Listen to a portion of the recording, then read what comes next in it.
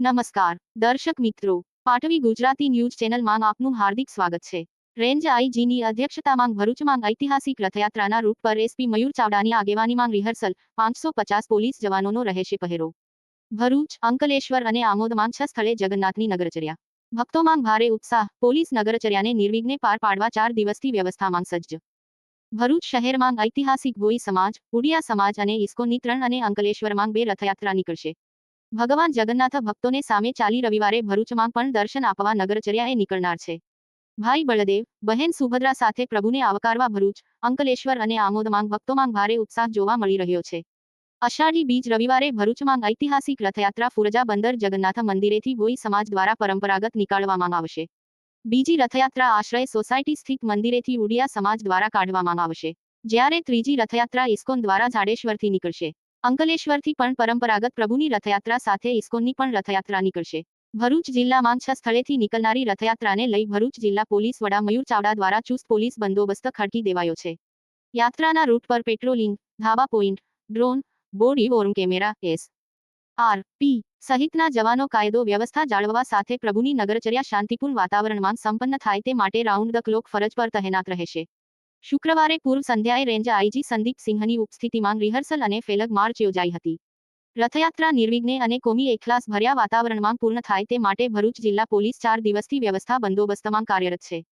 જિલ્લા પોલીસ વડા મયુર ચાવડા દ્વારા 3 ડીવાયએસપી, 10 પાઈ, 25 સાઈ અને 500 પોલીસ જવાનોનો બંદોબસ્ત રથયાત્રાના રૂટ પર ગોઠવવામાં આવ્યો છે।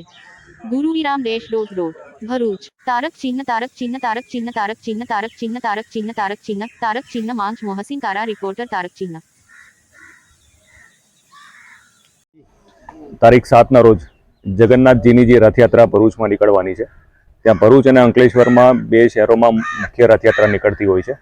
આજે અહીંયા જગન્નાથ મંદિરથી ભરૂચ પોલીસની ટીમ, બધા અધિકારીઓ અને કોન્સ્ટેબલ્સના જવાનો સાથે ફ્લેગ માર્ચ કરવાના છીએ।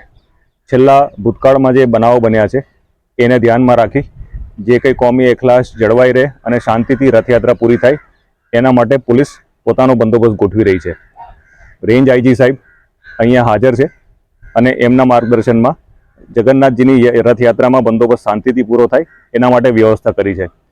જે લોકો ભૂતકાળમાં હિન્દુ મુસ્લિમના બનાવમાં આરોપી હતા એ લોકોને પણ અમે અટકાયતી પગલાં લીધા છે। અત્યારે જે વિસ્તારમાંથી રથયાત્રા પાસ થશે આખા ભરૂચ જિલ્લામાં અને અંકલેશ્વરમાંથી, એ તમામ જગ્યા ઉપર ધાબા પોઈન્ટ, દૂરના ડીપ પોઈન્ટ ઉપર કોઈ પોતપોતાના મકાનો ઉપર કોઈ પણ પ્રકારનું પ્રતિબંધિત વસ્તુ નથી રાખતા, એની ખાસ કાળજી અમે રાખવાના છીએ।